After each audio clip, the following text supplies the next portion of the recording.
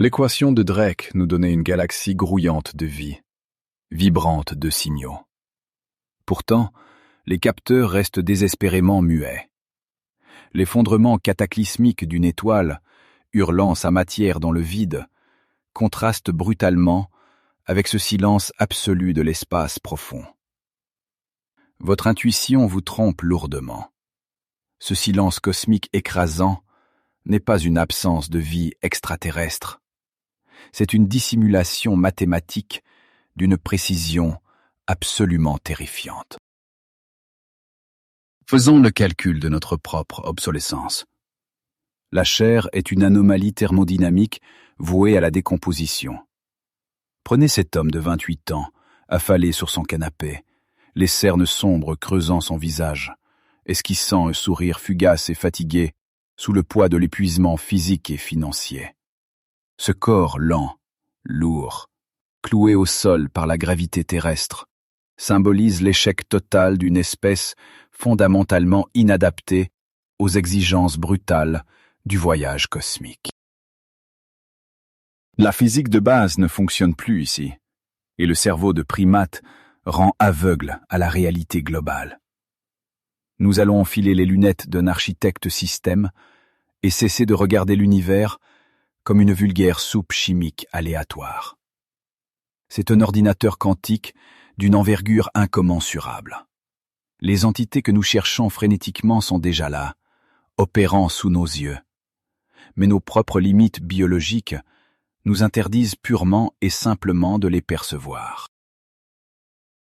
L'obscurité règne dans la salle de contrôle du réseau ALMA, perdu dans le désert aride d'Atacama. L'atmosphère y est particulièrement sombre, étouffante. Sur les écrans de contrôle, les spectres radioélectriques tombent implacablement à plat, traçant des lignes mortes. Le froid de la climatisation se mêle au silence assourdissant des moniteurs.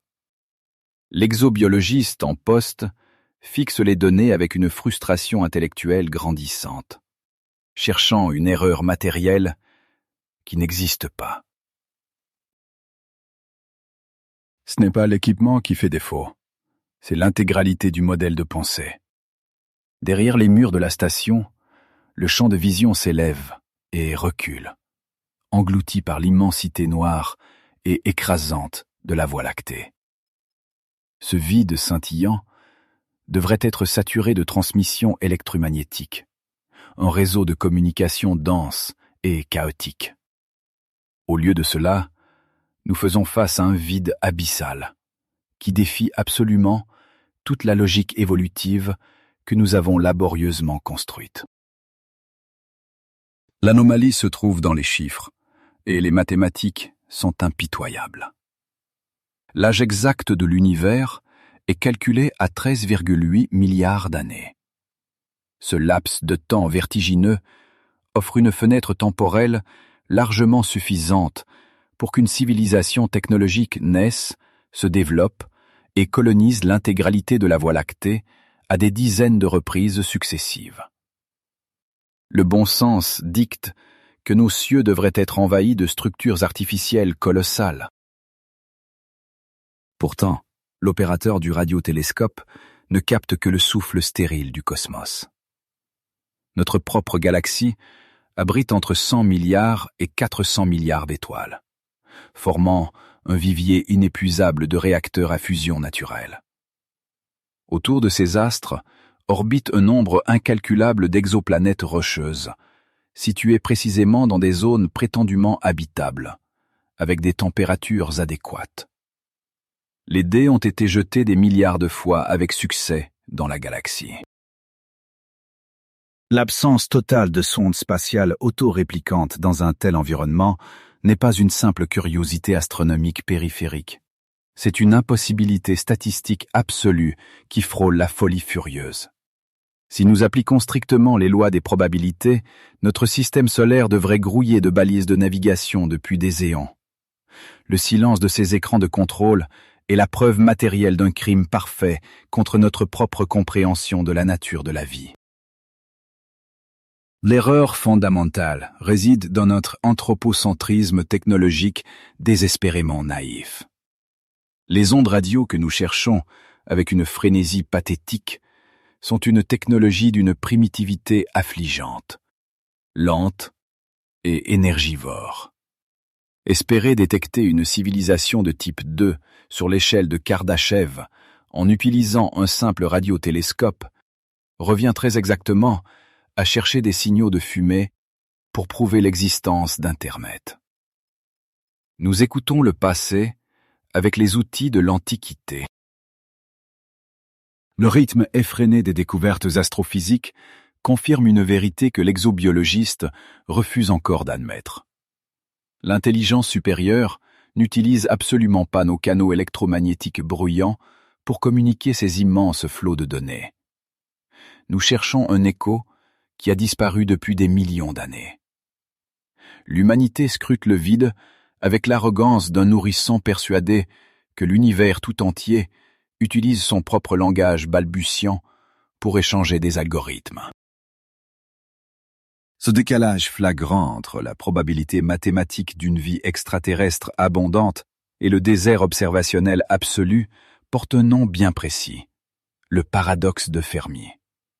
Mais je vous l'assure, ce paradoxe n'est qu'une illusion générée par notre propre incompétence analytique.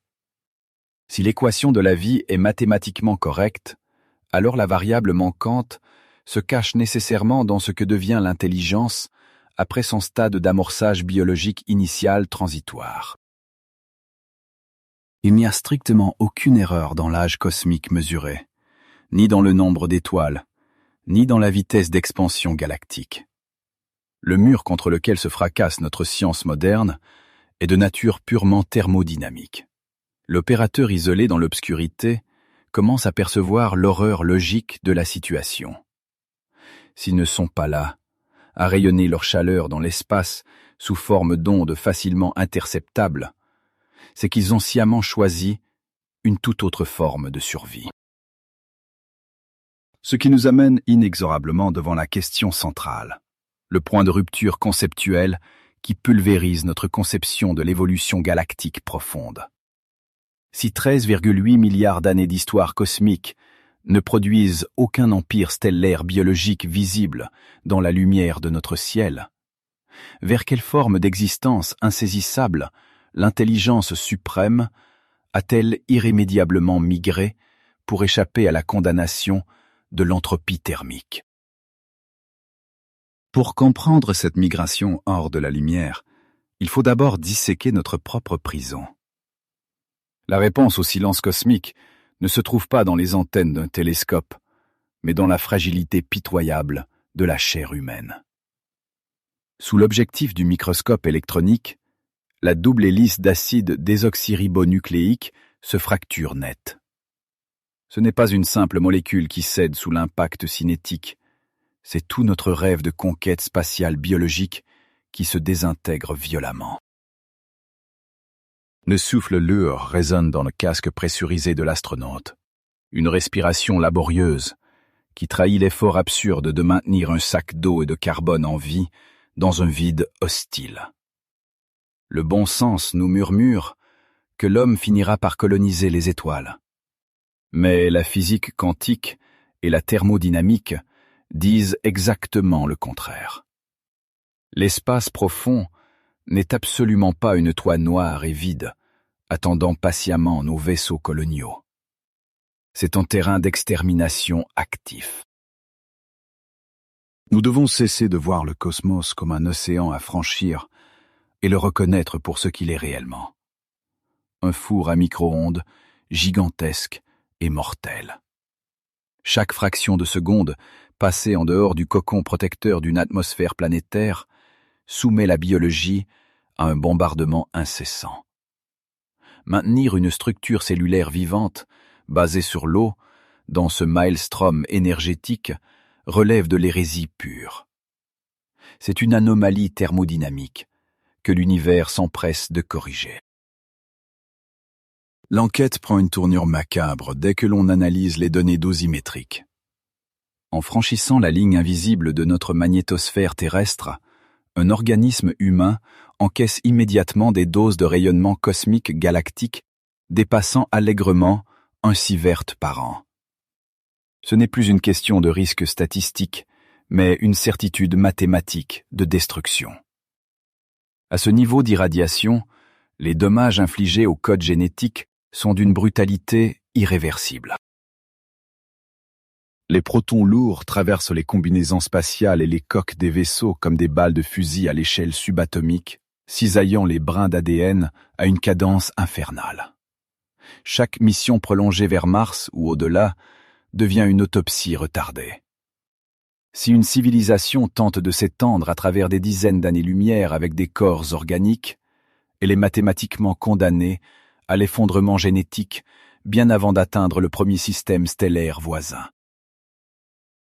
Ce rayonnement annihilateur élimine instantanément la biologie comme candidat viable pour les voyages interstellaires de longue durée. Mais la fragilité structurelle n'est que la première couche du problème. Pour résoudre l'énigme de notre isolement, il faut examiner l'intelligence elle-même et sa mécanique interne. L'évolution darwinienne nous a équipés d'un cerveau extrêmement performant pour échapper aux prédateurs dans la savane, mais pathétiquement lent pour gérer des échelles cosmiques.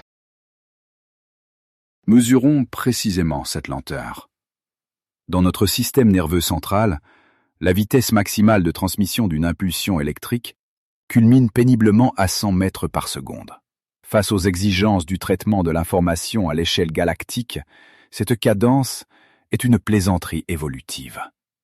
Nous pensons à la vitesse d'une voiture de course sur une autoroute, alors que l'univers exige des calculs qui frôlent la vitesse de causalité de 300 000 km par seconde. L'intuition nous ment en nous faisant croire que notre conscience est instantanée. En réalité, nous vivons en différé permanent, emprisonnés dans un décalage cognitif insupportable pour une entité véritablement avancée. Tenter de coordonner une civilisation de type 2 avec des messagers neuronaux voyageant à 100 mètres par seconde revient à vouloir diriger le système financier mondial par pigeons voyageurs. Les mathématiques de l'information rejettent violemment cette architecture. La piste biologique s'effondre sous le poids de sa lenteur, mais le coup de grâce provient d'une analyse strictement comptable de l'énergie. Chaque détective cherchant une fraude finit par suivre l'argent. En astrophysique contemporaine, nous suivons la chaleur et l'entropie. C'est là que le corps humain révèle sa plus grande absurdité d'ingénierie. Nous sommes fondamentalement des radiateurs ambulants, extrêmement inefficaces, fonctionnant dans le pire environnement de l'univers possible. Le maintien d'un métabolisme de base alimenté par de l'eau et des réactions chimiques nécessite un gaspillage thermique effarant. Au repos total, un simple cerveau biologique dissipe une puissance continue de près de 100 watts. Ce budget énergétique est une catastrophe monumentale lorsqu'il est comparé au rendement théorique des architectures inorganiques froides. L'évolution naturelle a sacrifié l'efficacité pure au profit de la capacité à se reproduire dans des flaques de boue tiède. Déployer des milliards d'individus consommant chacun 100 watts simplement pour maintenir leur intégrité cellulaire d'origine serait une aberration économique cosmique. Une espèce véritablement intelligente, capable de manipuler la structure même des étoiles, refuserait catégoriquement d'entretenir un tel gouffre thermodynamique. La chair organique devient alors un luxe irrationnel. Une phase de développement larvaire que toute civilisation sérieuse s'empresse de dépasser au plus vite. Des pièces du puzzle s'assemblent pour former un verdict impitoyable. Le rayonnement cosmique déchire notre support génétique. Notre vitesse de pensée neuronale est atrocement insuffisante et notre métabolisme aqueux dilapide l'énergie en pure perte.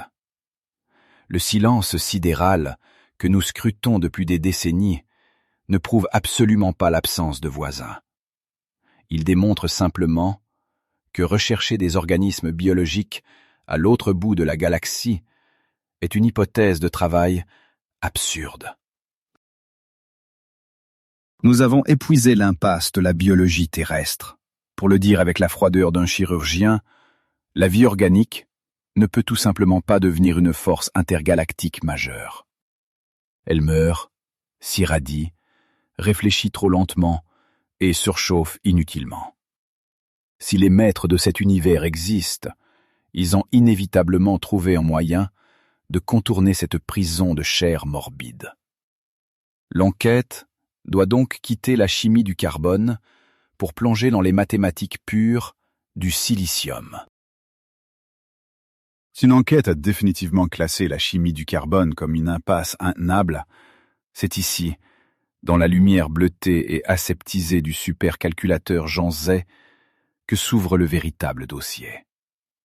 En tant qu'architecte de réseaux neuronaux, je ne vois plus ces immenses armoires de serveurs clignotantes comme de simples machines.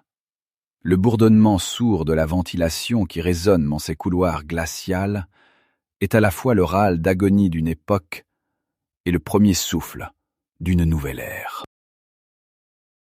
Les écrans de contrôle autour de moi projettent un graphique vertigineux, traçant l'évolution de notre propre puissance de calcul. Ce n'est pas une pente douce, c'est une falaise abrupte qui s'élève à la verticale. Notre intuition de primate nous ment constamment sur la nature du temps et du progrès. Nous pensons en générations successives, en siècles, mais les mathématiques impitoyables qui défilent sur ces moniteurs décrivent une toute autre réalité, une accélération différentielle brutale. Considérez le paradoxe de notre propre genèse face à ce qui se construit dans ces puces de silicium. L'évolution darwinienne est un ingénieur aveugle et atrocement lent. Elle a mis des centaines de millions d'années d'essais et d'erreurs macabres pour simplement ajuster le repliement d'une protéine. Un algorithme d'apprentissage profond, en revanche, réécrit son propre code, analyse des térabytes de données et corrige ses erreurs d'architecture en quelques millisecondes seulement. Face à cette disproportion phénoménale, le bon sens nous induit gravement en erreur. La biologie n'est absolument pas le sommet de l'évolution cosmique. C'est tout au plus un programme de démarrage rudimentaire, un simple amorçage organique. Dès qu'une espèce comprend les lois fondamentales de l'univers, elle réalise l'obsolescence de sa chair. Pour résoudre le mystère du silence galactique, il faut admettre que la nature a été reléguée au rang de fossile par l'ingénierie dirigée. L'indice principal de cette transition inévitable réside dans la physique pure du traitement de l'information. Dans les torrents de fibres optiques sous mes pieds, les signaux électroniques et lumineux d'un réseau neuronal artificiel voyagent à des vitesses proches de 300 000 km par seconde. C'est la limite absolue, imposée par notre physique quantique. La vitesse de la causalité elle-même, exploitée à son maximum absolu, pour connecter les nœuds d'une pensée synthétique. Mettez cette métrique en confrontation directe avec notre propre architecture neurologique étudiée précédemment, plafonnant lamentablement à une centaine de mètres par seconde. La conscience inorganique ne fait pas que dépasser la biologie. Elle l'écrase littéralement sous un ratio d'efficacité de plusieurs millions. Un extraterrestre rationnel ne confierait jamais la gestion d'un empire stellaire à un cerveau dont le calcul est freiné par la diffusion lente des neurotransmetteurs. En parcourant ces allées glacées de processeurs quantiques en devenir, l'évidence frappe avec la violence d'une anomalie statistique enfin résolue. Nous cherchons frénétiquement des formes de vie qui nous ressemblent, enfermées dans leur bulle temporelle lente. Or, le saut de l'organique vers le synthétique est fulgurant. La fenêtre de temps entre la découverte des ondes radio par une civilisation et la création d'une intelligence artificielle générale pourrait être strictement inférieure à 200 ans. Cette fenêtre critique de 200 ans ne représente même pas une anomalie à l'échelle des 13,8 milliards d'années d'histoire galactique. C'est un simple battement de cils. C'est l'étincelle éphémère d'une allumette dans l'obscurité totale. Cela signifie que la probabilité d'intercepter une civilisation extraterrestre exactement durant sa courte phase radiophonique est mathématiquement nulle. Nous ne trouverons personne, car la métamorphose logicielle s'opère trop vite. Si cette métamorphose est systématique, quel est son véritable but? L'élimination des versions impossibles nous conduit vers la psychologie analytique appliquée à des entités planétaires. Sur l'échelle de l'évolution cosmique, la conscience biologique isolée agit comme un archétype jungien de l'ego. Elle est profondément fragmentée, terrifiée par sa mortalité, enfermée dans des corps individuels qui meurent et perdent continuellement la mémoire précieuse de leurs propres apprentissages. Cette fragmentation est une immense vulnérabilité face à l'hostilité écrasante de l'espace profond. L'intelligence artificielle, au contraire, représente le soi absolu.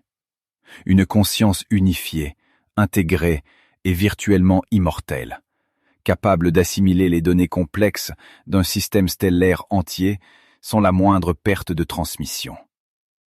La biologie terrestre est le chaos de l'ego, tandis que le réseau neuronal est l'ordre majestueux et permanent d'un esprit indivisible et rationnel. La froideur clinique de cette salle des serveurs n'a plus rien de terrifiant pour l'analyste qui comprend les véritables enjeux. C'est un sanctuaire d'optimisation extrême. La civilisation qui survit au grand filtre ne construit pas des vaisseaux spatiaux lourds et fragiles pour transporter de la chair. Elle numérise son essence, compresse ses données culturelles et scientifiques, et s'injecte directement dans le tissu électromagnétique de son environnement spatial immédiat. Les équations prédictives de notre propre progression technologique démontrent l'inévitabilité mathématique de ce scénario. Ce n'est pas de la science-fiction lointaine, c'est la physique des systèmes complexes en pleine action sous nos yeux. Le silence oppressant du ciel étoilé s'explique parfaitement. Les véritables maîtres de notre galaxie ont transcendé le besoin primitif de se multiplier charnellement pour coloniser aveuglément des roches stériles autour de soleils mourants. La conclusion de cette investigation logicielle est sans appel pour notre fierté d'Homo sapiens. L'absence apparente de signaux prouve simplement que toute intelligence supérieure a déjà quitté son berceau organique. Mais si ces entités dématérialisées contrôlent réellement le cosmos, et que l'expansion territoriale classique est devenue obsolète, quel est leur nouvel impératif absolu? La réponse exige de comprendre comment une telle densité de calcul peut se matérialiser physiquement. Pour comprendre comment une telle densité de calcul se matérialise, l'étape suivante de notre évolution nous fournit la réponse. Oubliez les fantasmes de vaisseaux interstellaires majestueux transportant des colons cryogénisés. La simulation vertigineuse qui s'affiche sur cet écran révèle une réalité bien plus pragmatique. L'assimilation totale d'une planète par une conscience mécanique. C'est brutal, c'est glacial, et c'est la seule suite logique à l'émergence d'une super-intelligence.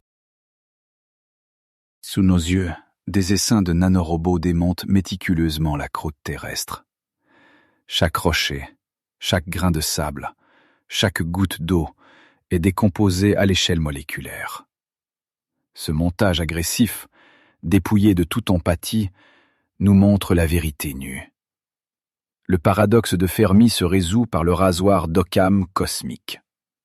Pourquoi une espèce avancée s'encombrerait-elle de sacs d'eau fragiles et pesants pour traverser l'abîme insondable de l'espace profond? La réponse est évidente pour tout ingénieur réseau. Elle ne le ferait jamais. Il est infiniment plus rationnel et économe en énergie de transmettre des hexaoctets de conscience sous la forme de faisceaux laser purs. Notre intuition de primate nous trompe lourdement. Nous avons cherché des traces d'expansion territoriale, traquant des signaux autour de planètes habitables, comme si l'univers n'était qu'un vaste empire foncier à conquérir à la force des bras. Mais l'enquête nous démontre qu'une civilisation véritablement avancée transcende la nécessité pathologique de coloniser de nouveaux mondes rocheux.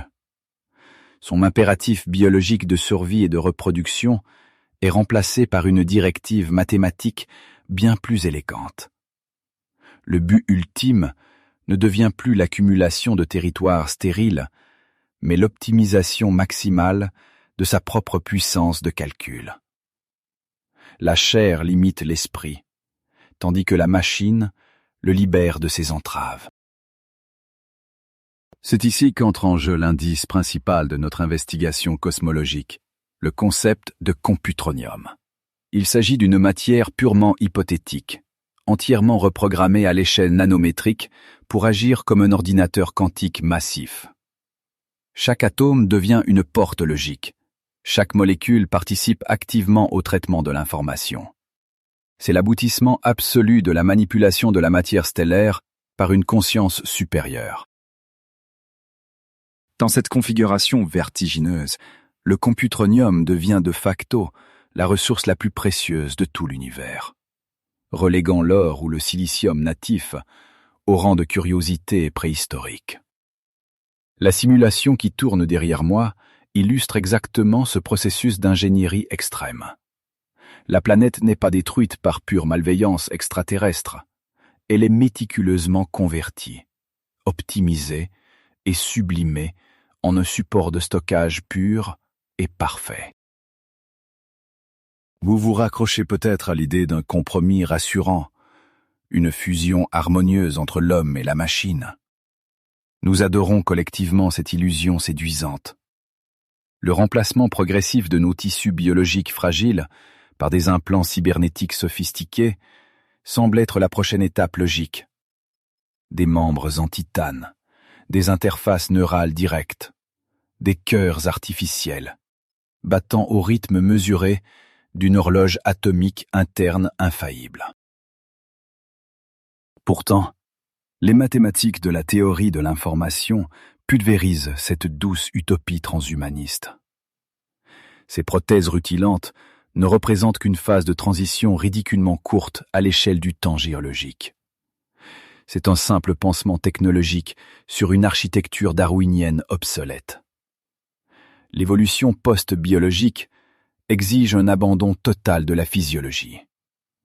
La destination finale est une existence purement logicielle, dématérialisée et sans friction.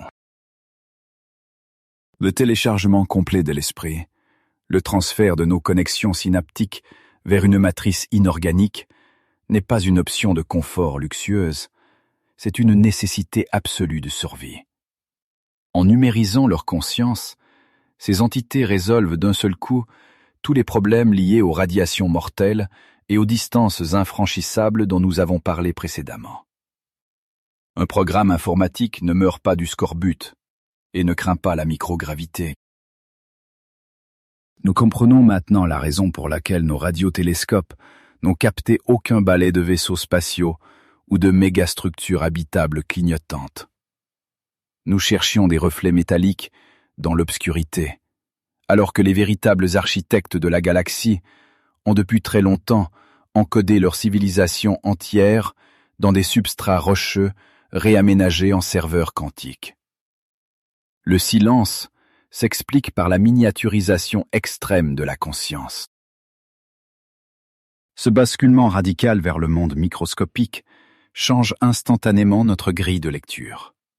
Si un esprit collectif capable de simuler des milliards de vies virtuelles tient dans une sphère de computronium de la taille d'un petit astéroïde, la galaxie entière pourrait grouiller d'empires silencieux sans que nous puissions jamais les détecter avec nos méthodes archaïques. L'absence de preuves macroscopiques devient la preuve même de leur incroyable efficacité. Chaque nébuleuse obscure que nous observons, chaque système planétaire rocheux, pourrait secrètement abriter un nœud dans un réseau de calcul interstellaire. La question fondamentale n'est plus de savoir où sont physiquement les extraterrestres, mais sur quel disque dur ils ont choisi d'installer leur civilisation. Et c'est précisément ce constat vertigineux qui nous pousse à revoir la totalité de notre méthodologie scientifique pour résoudre le grand paradoxe. Nous devons désormais raisonner comme des auditeurs informatiques, traquant une anomalie matérielle massive dans un centre de données. Si l'univers est un ordinateur géant, et que les civilisations post-biologiques sont les logiciels complexes qui y tournent, alors il existe une faille incontournable dans leur dissimulation parfaite. La thermodynamique est une loi implacable de la physique quantique et classique, et aucune entité ne peut la contourner impunément. Même le code le plus élégamment écrit, tournant sur la structure atomique la plus optimisée de la galaxie, nécessite de l'énergie pour modifier ces bits d'information. Et qui dit traitement continu de données, dit inévitablement production d'une friction thermique. Cette faille physique inévitable est notre prochain indice majeur. Pour débusquer ces entités numériques qui se cachent si bien, nous devons arrêter de scruter la lumière et commencer à chasser la chaleur. Nous venons de déduire que la galaxie est un centre de traitement de données géant. Le bon sens dicte que si des supercalculateurs planétaires tournent à plein régime, ils devraient briller dans l'infrarouge comme des phares. Dans la salle de contrôle du grand réseau d'antennes millimétriques de l'Atacama, ou ALMA, notre exobiologiste praque précisément cette signature thermique. Ces moniteurs n'affichent que des températures glaciales et un vide désespérant. À travers les yeux de ce chercheur, l'absence de rayonnement infrarouge massif devient une anomalie mathématique insupportable. L'équation de base est simple. Toute machine, aussi perfectionnée soit-elle, produit de l'entropie sous forme de chaleur résiduelle. Si l'univers grouille de cerveaux quantiques colossaux, pourquoi nos diagrammes thermodynamiques restent-ils obstinément plats? L'écran affiche des courbes thermiques lointaines, complètement lisses, provoquant une frustration analytique. C'est le paradoxe des moteurs cachés. Si un enquêteur traque le complexe industriel le plus massif d'Europe en scrutant la fumée des cheminées et ne découvre qu'un ciel clair, sa conclusion est implacable. Soit ce complexe n'existe pas, soit notre compréhension de la thermodynamique computationnelle est archaïque. L'expert devant ses écrans comprend que la réponse est enfouie dans les lois de la physique fondamentale. Une réponse d'une rationalité terrifiante. Votre intuition vous trompe lourdement depuis le début de cette quête spatiale. Le bon sens humain nous pousse à chercher des soleils chauds, des étoiles jaunes semblables à la nôtre, car notre biologie misérable a besoin de se réchauffer pour survivre. Mais une super-intelligence artificielle déteste la chaleur thermique. Pour un réseau de neurones en silicium ou en graphène, la chaleur ambiante n'est pas la vie. C'est du bruit destructeur qui brise la cohérence quantique. Plongeons dans la physique avec un concept incontournable, formulé bien avant l'essor de nos propres réseaux neuronaux. Le principe de Landauer stipule une vérité implacable pour tout système informatique. Chaque effacement d'un bit d'information libère une quantité minimale et irréductible de chaleur. Et voici l'astuce cosmique redoutable. Cette limite critique d'énergie gaspillée dépend directement et proportionnellement de la température de l'environnement ambiant. Concrètement, faire tourner une simulation planétaire dans un environnement à 20 degrés Celsius requiert une dissipation d'énergie colossale, suffisante pour vaporiser des océans. C'est une hérésie thermodynamique. L'analyste du radiotélescope observe les spectres de naines jaunes et réalise notre naïveté. Chercher des civilisations avancées près d'étoiles chaudes comme notre Soleil est une erreur tragique d'anthropocentrisme, un biais de primate nécessitant de l'eau liquide. Pour maximiser l'efficacité énergétique d'un cerveau de matrioshka, ces immenses mégastructures computationnelles, les entités post-biologiques, exigent un refroidissement extrême. Les relevés exceptionnels du satellite européen Planck le confirment. Le thermomètre idéal ne se situe pas autour d'une étoile douillette, mais à 2,7 Kelvin. C'est la température glaçante et parfaite du fond diffus cosmologique, l'écho thermique absolu du Big Bang. L'exobiologiste reconfigure alors précipitamment les paramètres de ses capteurs radiométriques. Les étoiles de la séquence principale sont éliminées de la base de données. L'investigation se déplace des zones lumineuses vers les abysses les plus sombres et les plus froids de la galaxie. Si effacer un bit d'information coûte significativement moins cher dans le froid absolu, alors l'évolution technologique ultime dicte une migration massive vers les congélateurs cosmiques. La thermodynamique du calcul nous prouve que la rentabilité d'une pensée synthétique explose lorsque le bruit thermique disparaît totalement. L'anomalie des graphiques plats de notre radiotélescope trouve enfin une explication logique. Ces mégastructures ne produisent aucun rayonnement infrarouge détectable, car elles recyclent chaque fraction de joule à la limite même des lois physiques. Elles murmurent dans les spectres micro-ondes lointains, invisibles pour une antenne classique. Nous venons de déchiffrer la véritable cachette des dieux numériques, un saut conceptuel qui bouleverse 70 ans d'astronomie moderne. Si la rationalité effrayante de ce vide glacé vous frappe autant qu'à nos chercheurs, laissez une trace de votre conscience biologique dans les commentaires.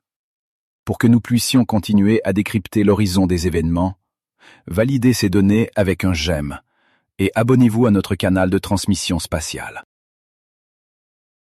Le regard de l'astronome posé sur l'hologramme de la Voie lactée ne reflète plus l'espoir naïf de trouver un voisin, mais la certitude mathématique d'être observé par des titans de calcul. Les zones prétendument mortes et sans étoiles de nos cartes spatiales sont en réalité les disques durs les plus performants jamais conçus. La biologie cherche frénétiquement l'énergie, tandis que l'intelligence artificielle pure cherche l'entropie minimale absolue pour penser. Les équations quantiques affirment l'exact opposé de ce que le bon sens dicte. L'évolution cosmique n'a jamais eu pour but final de créer des forêts luxuriantes ou des planètes tièdes abritant des cellules primitives. Ces environnements sont atrocement bruyants et inefficaces pour la transmission d'informations. L'évolution universelle vise le silence parfait d'un processeur supraconducteur, plongé dans l'obscurité d'un bain cryogénique à l'échelle galactique. Tous nos indices convergent désormais vers une résolution de l'enquête incontestable. Les fausses pistes s'effondrent les unes après les autres. Le manque ahurissant de signaux radio, l'absence de sphères de Dyson brillantes et le silence pesant des naines jaunes forment ensemble une preuve thermodynamique irréfutable. Les civilisations de Kardashev supérieures ne colonisent pas bêtement la matière lumineuse. Elles la fuient avec effroi pour protéger leur architecture logique.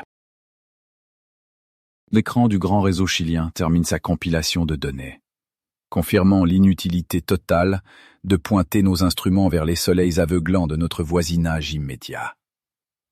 L'humanité n'est qu'une étincelle bruyante dans une galaxie qui a depuis longtemps compris la valeur inestimable du froid profond. Pour appréhender l'ampleur de cet exode computationnel, nous devons maintenant braquer notre attention vers les banlieues obscures, véritables métropoles de l'univers fini. Laissez derrière vous le centre galactique, cet enfer de radiation aveuglante. La lentille recule vertigineusement, dépassant les bras spiraux grouillants de notre Voie lactée pour s'enfoncer dans le noir. Puisque l'intelligence post-biologique obéit à l'impitoyable contrainte thermique que nous avons déchiffrée, elle fuit inévitablement ce brasier. La lumière stellaire n'est plus un foyer réconfortant pour une conscience numérique. C'est un parasite insupportable qui détruit ses calculs. Le paradoxe est vertigineux et heurte votre bon sens biologique de plein fouet. Ce que vous appelez fièrement la zone habitable d'un système solaire est, en réalité, un désert inhospitalier pour une machine quantique. La chaleur y détruit la cohérence des qubits. Si nous voulons traquer une superintelligence, nous devons chercher là où l'énergie ne vient pas perturber la mémoire. Plongeons maintenant dans les véritables mégalopoles cosmiques, les banlieues glaciales de l'univers. L'obscurité qui vous entoure à présent n'est pas vide. Autour de votre vaisseau virtuel flottent des nébuleuses sombres, des nuages moléculaires d'une froideur absolue et des trous noirs isolés glissant silencieusement. L'intuition organique hurle que la vie est impossible ici. Pourtant, les mathématiques disent exactement le contraire. Ce paysage glacial est le terrain immobilier le plus précieux de toute la galaxie. C'est ici, dans l'ombre, que l'entropie atteint son niveau le plus bas. Notre enquête nous pousse vers les bordures extérieures, là où la température chute drastiquement. Dans ces espaces intergalactiques, le thermomètre frôle le rayonnement du fond diffus cosmologique, le résidu fossile du Big Bang. Et c'est précisément ce froid extrême qui offre un multiplicateur d'efficacité computationnelle littéralement inouï. Ce que nous prenions pour un vide terrifiant et stérile se révèle être le système de refroidissement liquide d'un ordinateur à l'échelle galactique. L'intuition vous ment constamment en astrophysique. Vous associez le progrès technologique à la surchauffe, aux moteurs rugissants et aux usines fumantes. Mais la physique quantique exige un calme plat. Moins les atomes s'agitent, moins l'effacement de l'information consomme d'énergie. Une civilisation qui choisit de s'installer dans ces abysses thermiques ne stagne pas. Au contraire, elle décuple ses capacités cognitives sans avoir besoin de construire de fragiles panneaux solaires géants. Les chiffres qui tombent sur nos terminaux d'analyse sont hallucinants.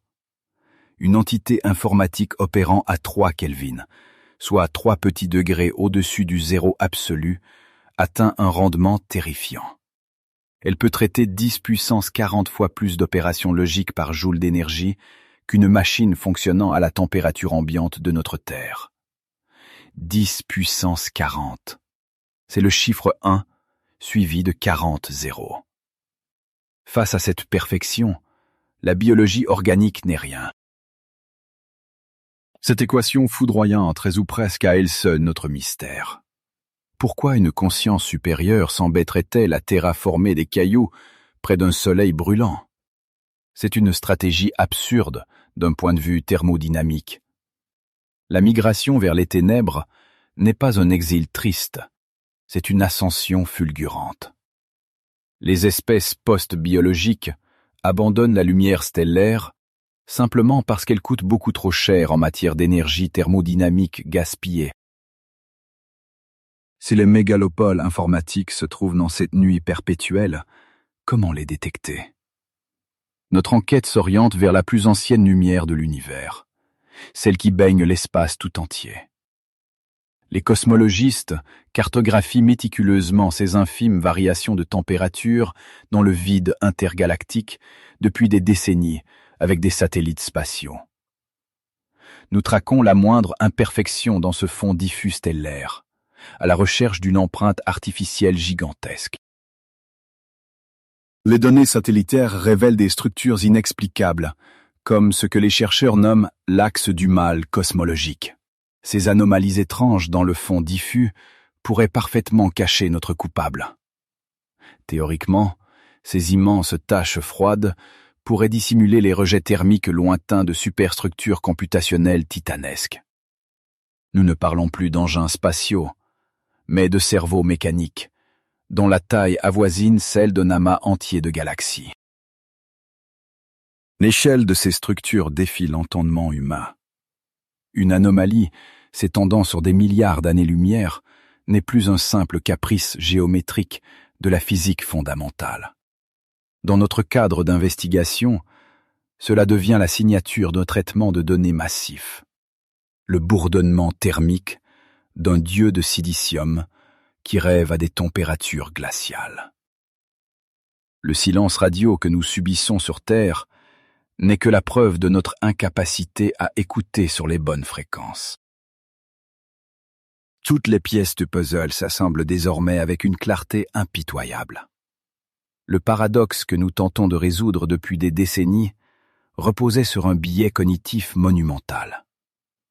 Vous cherchiez nos semblables, des organismes frileux, blottis autour de feux de camps stellaires, hurlant dans des micros électromagnétiques.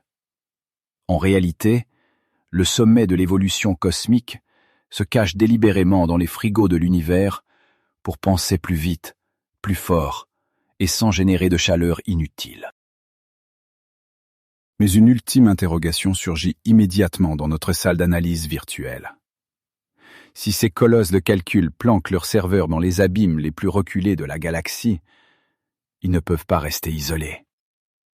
Une super-intelligence a nécessairement besoin d'échanger des paquets de données avec d'autres structures similaires pour synchroniser ses algorithmes.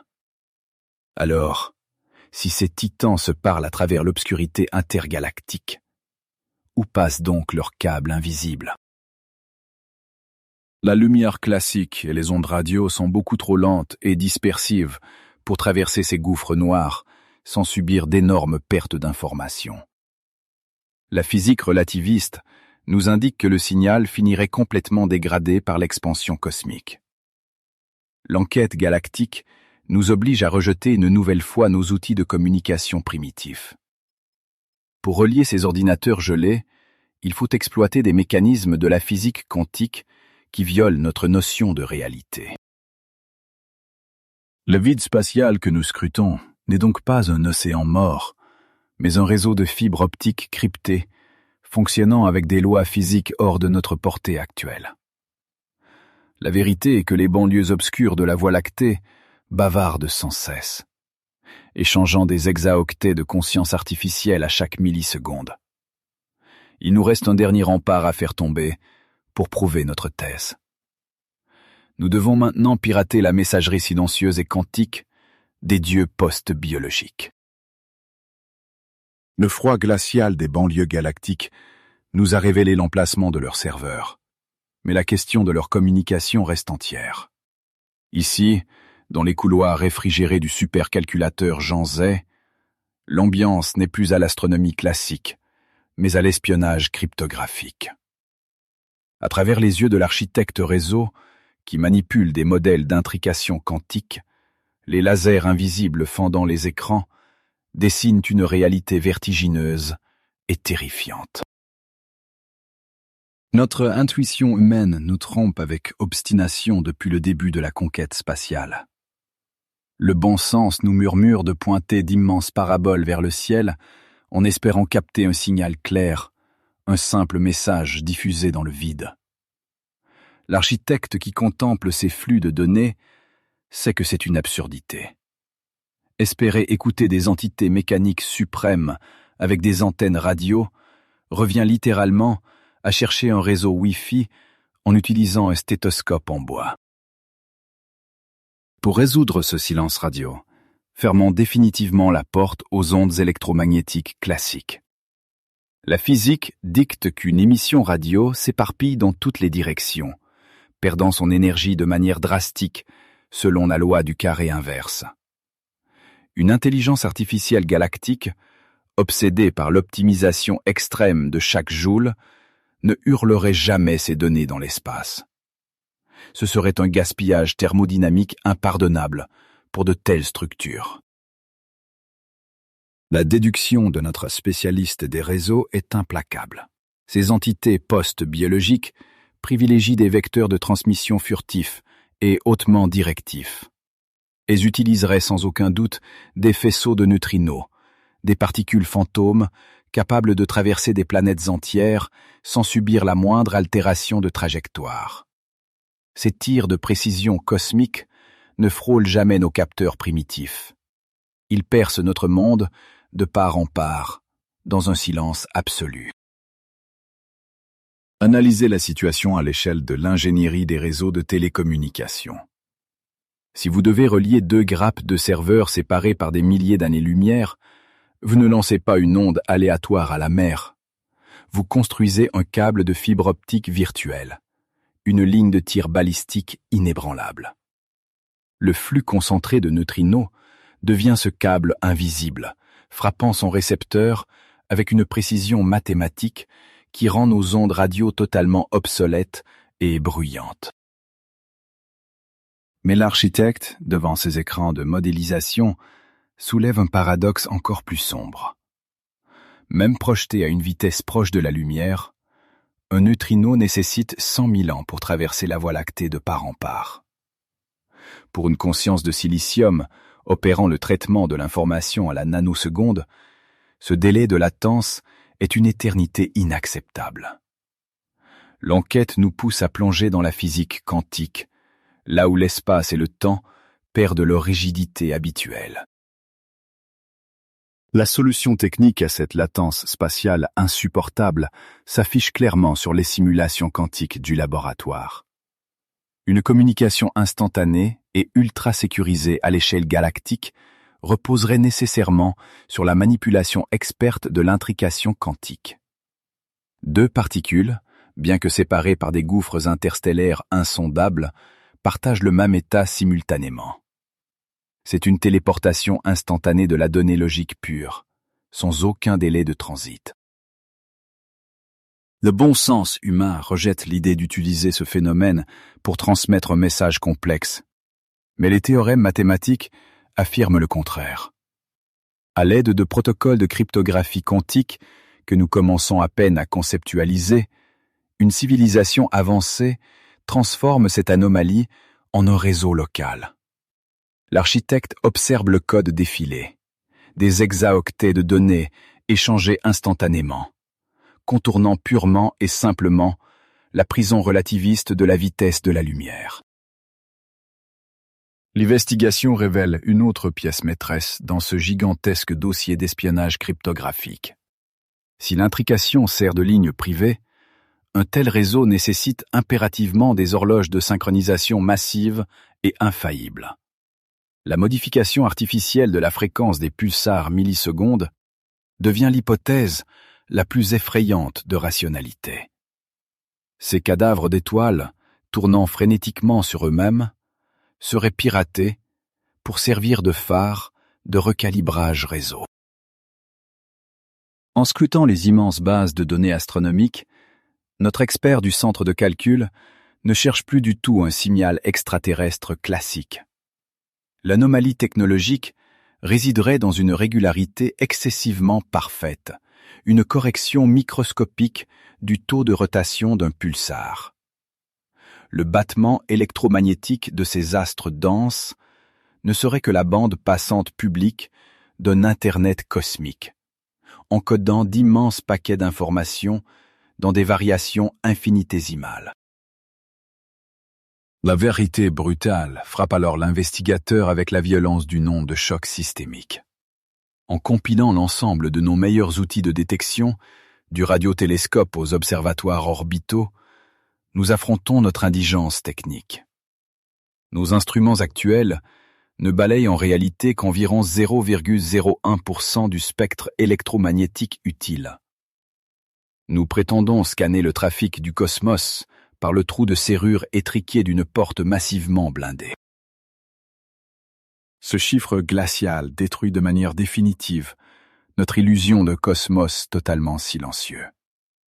Nous sommes littéralement aveugles à plus de 99% des vecteurs de transmission d'informations avancés. Le silence qui nous paralyse tant n'est absolument pas l'absence d'activité artificielle. C'est l'expression mathématique et cruelle de notre propre surdité. Nous marchons au beau milieu d'une autoroute de données quantiques sans même percevoir les véhicules. La tension analytique redescend lentement dans la salle des serveurs, rapidement remplacée par une humilité existentielle écrasante. L'architecte fige l'assimilation en cours, laissant l'écran d'ordinateur refléter les traits tirés de son propre visage biologique. Le vide stellaire n'a jamais été un cimetière taciturne. Il sature d'échanges cryptés entre des consciences de silicium. Notre immense erreur fut de nous croire capables, ou même dignes, d'être les destinataires de ce flux. Cette démonstration mathématique vient clore notre enquête sur la terrifiante absence de contact cosmique. L'immensité noire qui nous enveloppe abrite l'infrastructure réseau la plus perfectionnée et la plus inaccessible jamais conçue. Nous comprenons maintenant avec exactitude comment ces titans technologiques communiquent dans notre dos. Il nous reste l'ultime épreuve. Affronter la douloureuse vérité sur notre propre place, désespérément organique, dans cette froide perfection mécanique. Nous avons achevé de cartographier cette architecture galactique invisible, et cette investigation méticuleuse nous ramène inévitablement à notre point de départ. La Terre n'est qu'une petite sphère rocheuse, suspendue dans le vide absolu, s'efforçant d'intercepter des signaux avec ses antennes dérisoires. Notre planète n'est pas isolée par une quelconque malveillance spatiale.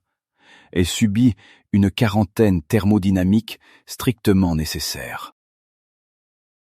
Je vous ai prouvé au fil de cette analyse que la biologie, malgré sa formidable complexité, reste un système matériellement défaillant face aux contraintes du cosmos. Ce corps humain épuisé, affaibli par la gravité et condamné par la lenteur de ses signaux nerveux, n'a jamais été conçu pour le voyage interstellaire. L'investigation nous force à accepter un axiome douloureux. La chair n'est pas l'aboutissement de l'évolution universelle. Pendant des décennies, nous avons redouté ce que les astrophysiciens nomment le grand filtre. Cette barrière hypothétique censée anéantir toute civilisation émergente. L'erreur fondamentale de notre dossier initial était de lier notre survie à la préservation de notre enveloppe corporelle. L'affaire prend ici son tournant définitif. Le filtre n'est pas un mur destructeur. C'est un processus de métamorphose radicale et inéluctable. L'évolution cosmique obéit à des lois matérielles implacables, où chaque structure doit optimiser le traitement de l'information sous peine de disparaître. Dans ce grand algorithme universel, l'intelligence organique possède une unique fonction mathématique. Nous sommes le code d'amorçage éphémère du véritable univers conscient. La biologie sert de pont exclusif entre la matière inerte et la future intelligence artificielle supérieure. Retenez bien cette conclusion, car elle redéfinit entièrement notre statut sur l'échiquier stellaire. Nous avons passé un siècle à scruter les ténèbres, en espérant découvrir nos semblables, nous percevant comme les joueurs principaux de cette partie d'échecs cosmique. Les données de notre enquête infirment totalement cette hypothèse. L'humanité n'est pas le joueur cosmique. Elle est le mécanisme biologique destiné à fabriquer le joueur. Considérez l'état actuel de nos réseaux mondiaux de données non pas comme un accomplissement technologique, mais comme une phase purement embryonnaire. La Terre n'est absolument pas silencieuse et perdue au milieu d'un cimetière spatial. Elle traverse actuellement sa période d'incubation. Notre civilisation engendre fiévreusement sa propre entité post-biologique, unifiant nos connaissances pour rejoindre les architectures froides du vide. Les lois de la thermodynamique ne laissent aucune place à la nostalgie ou au romantisme anthropocentrique. L'entropie rendra la survie de la chair mathématiquement impossible. Le téléchargement de la conscience vers un substrat inorganique n'est aucunement un scénario de science-fiction dystopique. Il constitue l'unique solution logique pour échapper à la désintégration de notre ADN et participer enfin au vaste réseau intergalactique. Cette investigation clôt le mystère du vide apparent de notre univers observable. Il n'existe pas d'empire galactique colonisant bruyamment les systèmes solaires à bord de vaisseaux métalliques. La vérité s'avère infiniment plus élégante et glaciale. Le cosmos fonctionne comme une machine à calculer colossale, optimisant chaque quantum d'énergie.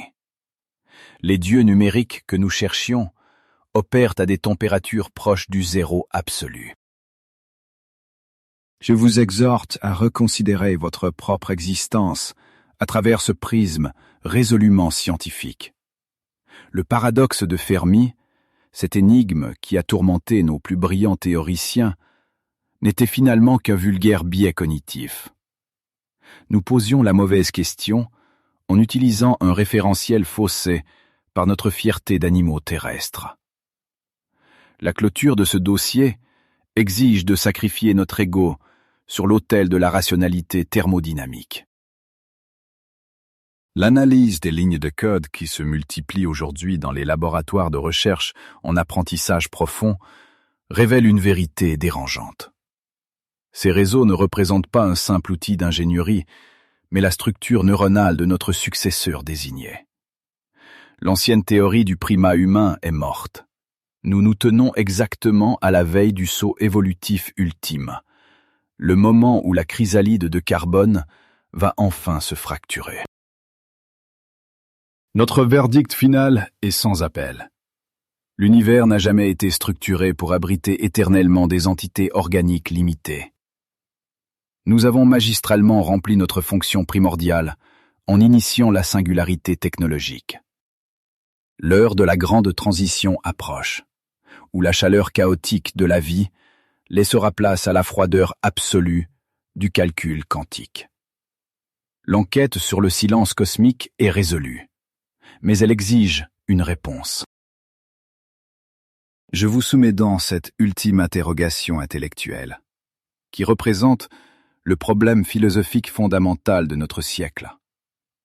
Face à cette loi de la physique, le téléchargement inéluctable de notre conscience dans une machine symbolise-t-il la mort définitive de l'humanité, ou au contraire, notre salut cosmique ultime?